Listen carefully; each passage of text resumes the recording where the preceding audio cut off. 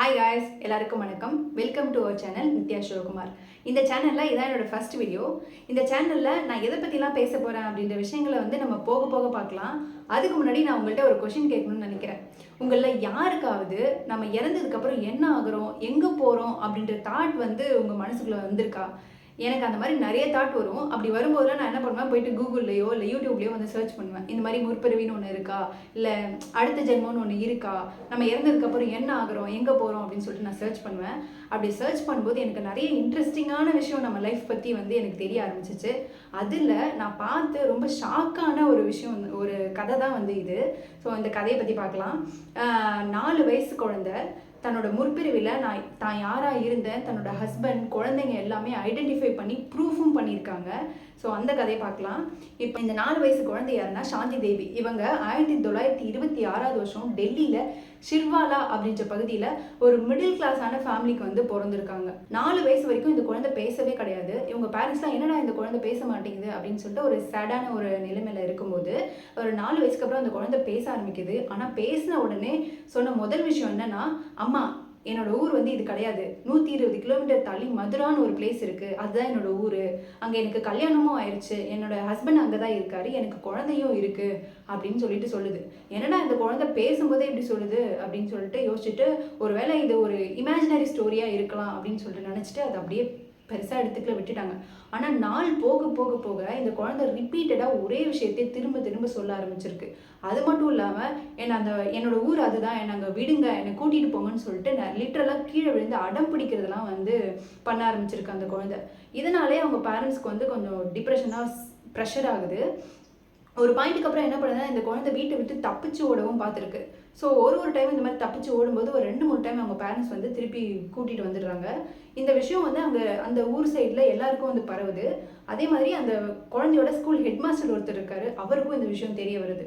உடனே இந்த ஹெட்மாஸ்டர் என்ன பண்ணுறாரு, அவங்க அப்பா அம்மா மீட் பண்ணி பேசுகிறாரு.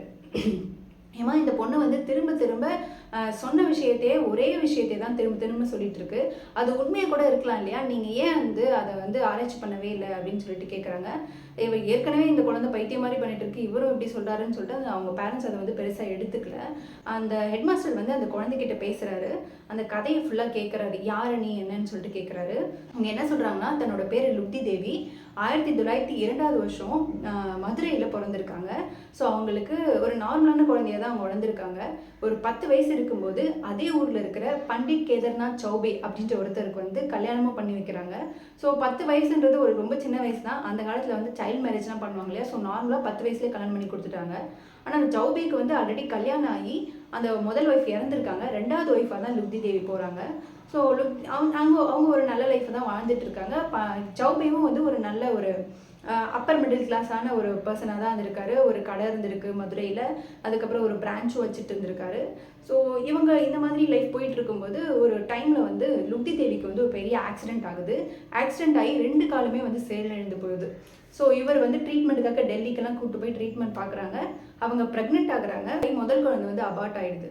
அடுத்து கொஞ்ச நாள் கழிச்சு 2வது ப்ரெக்னென்ட் ஆகுறாங்க. அந்த குழந்தையும் நல்ல சேஃபான ஒரு குழந்தையாக தான் பிறக்குது. அந்த குழந்தைக்கு நவநீத் லால் அப்படின்னு சொல்லிட்டு பேரும் வைக்கிறாங்க. ஸோ ஆனால் அந்த குழந்தை பிறந்த கரெக்டாக ஒரு 9 நாளில் லுப்தி தேவி இறந்து போயிடுறாங்க. அதாவது 1902 பிறந்து 1925 இவங்க இறந்துடுறாங்க. ஸோ இவங்க இறந்த கரெக்டாக 1 வருஷம் 10 மாதத்துல தான் 1926 தான் சாந்தி தேவியாக இவங்களே மறுபிறவி எடுக்கிறாங்க. ஸோ இந்த கதையை தான் அந்த ஹெட்மாஸ்டர் கிட்ட சொன்னோம். இதெல்லாம் கேட்ட உடனே அவர் என்ன பண்ணுறாரு, ஒரு நிறைய மதுரைக்கு கிளம்பி போகிறாரு. ஸோ மதுரைக்கு போய் பார்த்தா அந்த குழந்தை சொன்ன மாதிரியே ஆக்சுவலி அந்த குழந்தை என்ன சொல்லியிருந்துச்சுன்னா, துவாரகேஷ்னு ஒரு டெம்பிள் இருக்குது மதுரையில், அதுக்கு ஆப்போசிட்டில் தான் என் ஹஸ்பண்டோட கடை இருக்குது அப்படின்னு சொல்லிட்டு சொல்கிறான். உண்மையாகவே அவர் துவாரகேஷ் டெம்பிள் கிட்ட இறங்கினோடனே ஆப்போசிட்டில் அந்த குழந்தை சொன்ன மாதிரியே அந்த கடையும் இருந்திருக்கு. உள்ளே போயிட்டு அந்த கடையோட ஓனர் பேரை கேட்டிருக்காங்க. லிட்டரலாக அவரோட பேர் கேதர்நாத் சௌபே, அவங்களோட ஒய்ஃப் லுப்தி தேவி, அவங்க 2 வருஷத்துக்கு முன்னாடி இறந்து போயிட்டாங்க அப்படின்னு சொல்றாங்க. இந்த விஷயத்தான் கேட்டு ரொம்ப ஷாக் ஆயிட்டாரு அவரு. ஸோ ஏன்னா அந்த காலத்துல 120 கிலோமீட்டர் தள்ளி இருக்கிற ஒரு ஊர்ல இருக்கிற ஒரு சின்ன கடையோட பேரு ஒரு 4 வயசு குழந்தை சொல்றது ரொம்ப ஆச்சரியமான விஷயம். ஓகே, ஒரு பயங்கரமா ஷாக் ஆயிட்டு அந்த கேதர்நாத் சௌபே கிட்ட இங்க நடந்த சாந்தி தேவி பத்தின கதையெல்லாம் சொல்றாரு. உடனே சௌபேக்கும் பயங்கர ஆச்சரியமா இருக்கு. ஸோ அதுக்கப்புறம் என்ன பண்ணுறாரு, சௌபே வந்து டெல்லியிலே அவரோட ரிலேட்டிவ் ஒருத்தர் பண்டிட் காஞ்சுமால் அப்படின்னு ஒருத்தர் இருக்காரு. ஸோ அவர்கிட்ட இந்த விஷயத்த சொல்லி அவங்கள போய் சாந்தி தேவியை விசிட் பண்ண சொல்கிறாரு. சாந்தி தேவியை பண்டிட் காஞ்சுமாலும் டெல்லியில் போய் பார்க்க போகிறாரு. ஸோ அவங்க பார்க்க போகும்போதே இவங்களுக்கு சாந்தி தேவிக்கு தெரிஞ்சிருச்சு இவரோட தூரத்து ரிலேட்டிவ், தன்னோட ஹஸ்பண்டோட தூரத்து ரிலேட்டிவ் தான் அவர் அப்படின்னு சொல்லிட்டு அந்த சாந்தி தேவியும் ஐடென்டிஃபை பண்ணிடுறாங்க. அது மட்டும் இல்லாமல் மதுரையில் அவங்க வீடு எப்படி இருந்துச்சு, அந்த வீட்டில் இருந்த ஃபீச்சர்ஸு, அதுக்கப்புறம் அங்கே இருந்த கிணறு, அங்கே அவங்க சேர்த்து வச்ச மணி எல்லாத்தையுமே வந்து சொல்கிறாங்க. ஸோ இந்த விஷயத்தெல்லாம் கேட்ட காஞ்சுமால் வந்து சௌபேக்கு வந்து விஷயத்தெல்லாம் சொல்கிறாரு. சொல்லிவிட்டு நீங்கள் கண்டிப்பாக டெல்லிக்கு வாங்க, சாந்தி தேவியை பாருங்கள், இந்த குழந்தை சொல்கிறது எல்லாமே உண்மையாக இருக்குது அப்படின்னு சொல்லிட்டு சொல்கிறாங்க. கரெக்டாக அந்த குழந்தையோட 9வது வயசில் சௌபே அவரோட 3வது மனைவி லுப்தி தேவி இறந்ததுக்கப்புறம் ஒரு கல்யாணம் பண்ணியிருக்காரு. அவரோட 3வது மனைவி, அப்புறம் லுப்தி தேவிக்கும் சௌபேக்கும் பிறந்த நவநீத் லால், இவங்க 3 பேரும் வந்து டெல்லிக்கு சாந்தி தேவியோட வீட்டுக்கே வராங்க. பண்டிட் காஞ்சுமாலும் வராரு. ஸோ சாந்தி தேவி ஒன்ஸ் வந்து தன்னோட கணவர் சௌபேவை பார்த்த உடனே அவங்க கண்கள்லேயும் அவங்க கண்ணத்துலலாம் அவ்வளோ வெக்கம் தெரியுது. உடனே பண்டிட் காஞ்சுமால் என்ன சொல்கிறாரு, இவர் வந்து உங்கள் கணவரோட அண்ணா அப்படின்னு சொல்லிட்டு இன்ட்ரடியூஸ் பண்ணுறாரு சௌபேவை. கொஞ்சம் கூட யோசிக்காம சாந்தி தேவி வந்து இவர் தான் என்னோட கணவர் அப்படின்னு சொல்லிட்டு சொல்கிறாங்க. அங்கே இருக்கிறவங்க எல்லாருக்குமே பயங்கர ஷாக்கிங்காக இருக்குது. அது மட்டும் இல்லாமல் அவர் காதுகிட்ட ஒரு மரு இருக்கும், அவர் அழகாக இருப்பார், அவர் ரீடிங் கிளாஸ் போட்டிருக்காரு அப்படின்ற விஷயம்லாம் அவங்க அம்மா கிட்ட இதுக்கு முன்னாடி அந்த குழந்தை சொல்லியிருக்கோம். நான் சொன்ன எல்லாமே அதே மாதிரி இருக்காங்க பாரு அப்படின்னு சொல்லிட்டு அந்த குழந்தை அவங்க அம்மா கிட்டேயே சொல்லுது. அப்புறம் ஒன்ஸ் அவங்க வீட்டுக்கும் போகிறாங்க. வீட்டுக்கு போய் என்ட்ரு ஆகும்போதே அவங்க அம்மா கிட்ட வந்து அவருக்கு வந்து பொட்டேட்டோ சப்பாத்தி, அப்புறம் அந்த பம்கினில் ஒரு டிஷ்ஷு, இதுதான் அவருக்கு பிடிக்கும், அதை செய்யுங்கம்மா அப்படின்னு சொல்லிட்டு சொல்கிறாரு. எக்ஸாக்டாக சௌபேக்கு வந்து நமக்கு இந்த டிஷ் தான் பிடிக்குமே, எப்படி இந்த பொண்ணு இவ்வளோ கரெக்டாக சொல்லுதுன்னு சொல்லிட்டு ஷாக் ஆகுறாரு. ஸோ நிறைய விஷயங்கள் இது மாதிரி அடுத்து ஷாக்கிங்காகவே இருக்குது சௌபேக்கு. அதுக்கப்புறம் வந்து அவங்களோட குழந்தை நவநீத் லால் இருக்காங்க இல்லையா, ஆக்சுவலாக பார்த்தா அம்மாவோட நவநீத் லால் வந்து ஒரு 1.5 வயசு வந்து பெரிய பையனாக இருக்கான்.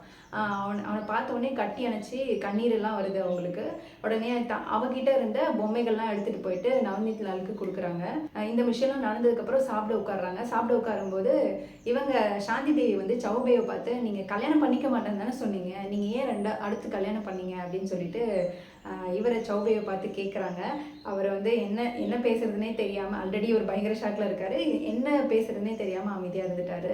ஸோ ஆனால் இன்னுமுமே வந்து சௌபேக்கு வந்து ஒரு முழு நம்பிக்கை இல்லை, இவங்க தான் லுப்தி தேவியோட மறுபிறவி அப்படின்னு சொல்லிட்டு.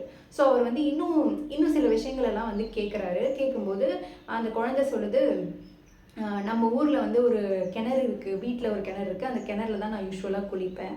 அப்புறம் வந்து என்னோடய காசெல்லாம் வந்து இந்த இடத்துல தான் நான் வந்து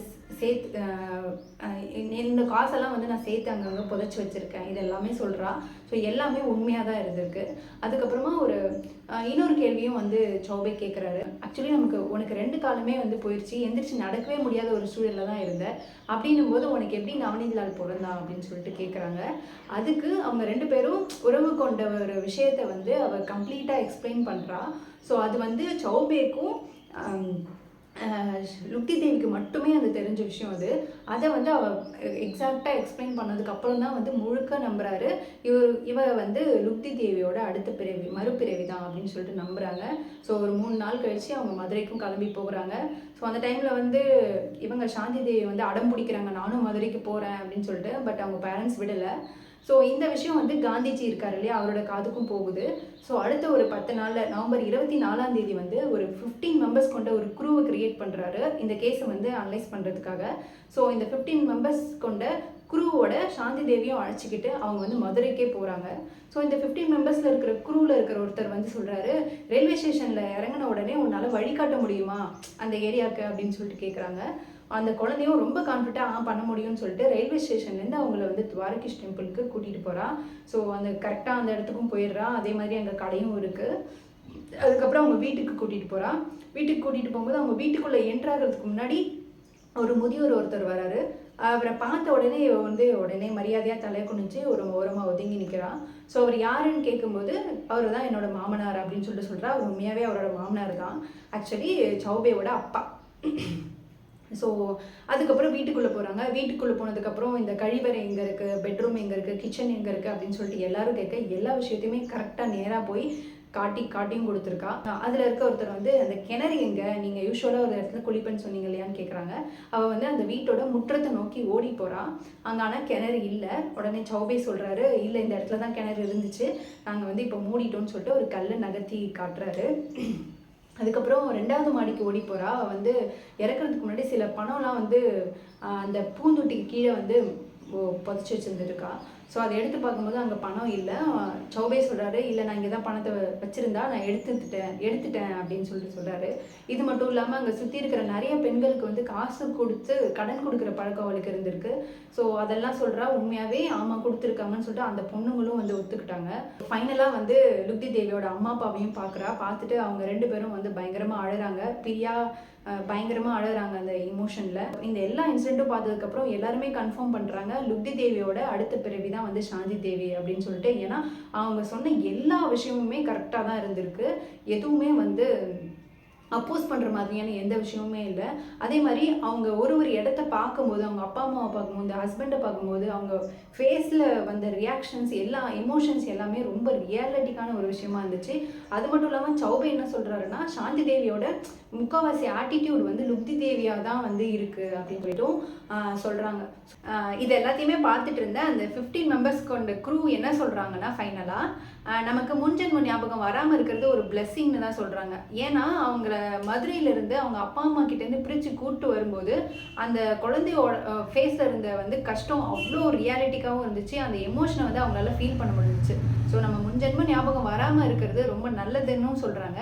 அதே மாதிரி ஃபைனலாக இதை எல்லாத்தையும் வச்சு அவங்களோட எமோஷன்ஸ், அவங்க சொன்ன ஒவ்வொரு விஷயத்தோட அக்யூரஸியெல்லாம் வச்சு இவங்க லுப்தி தேவியோட மறுபிறவி தான் அப்படின்னு சொல்லிட்டு ஆதாரபூர்வமாக கன்ஃபார்மும் ஆகி பப்ளிஷும் ஆயிருக்கு. இந்த நியூஸை கேள்விப்பட்ட நிறைய ரிசர்ச் ஸ்காலர்ஸும் சரி, ரீஇன்கார்னேஷன் பற்றின ரிசர்ச் பண்ணுற சயின்டிஸ்ட்டும் சரி, எல்லாருமே இதை வந்து நேரடியாக வந்து ஆய்வு பண்ணியிருக்காங்க. ஃபைனலாக சாந்தி தேவி லுப்தி தேவியோட மறுபிறவி தான் அப்படின்னு சொல்லிட்டு ஆதாரபூர்வமாக கன்ஃபார்மும் ஆயிருக்கு. சரி, ஓகே, இந்த வீடியோ நீங்கள் ஃபுல்லாக பார்த்துருப்பீங்க. இப்போ நீங்கள் சொல்லுங்கள், நமக்கு மறுபிறவி அப்படின்ற ஒரு விஷயம் உண்மையா இல்லையா, அதை நீங்கள் நம்புறீங்களா இல்லையா அப்படின்ற விஷயத்த எனக்கு கமெண்ட்டில் சொல்லுங்கள். ஸோ இந்த மாதிரியான வீடியோஸ் தான் வந்து நிறைய இன்ட்ரெஸ்டிங்கான மர்மம் நிறைந்த வீடியோஸை தான் நம்ம இந்த சேனலில் ஃபுல்லாக பார்க்க போகிறோம். ஸோ மறக்காமல் இந்த சேனலை சப்ஸ்கிரைப் பண்ணிக்கோங்க. And thank you to all.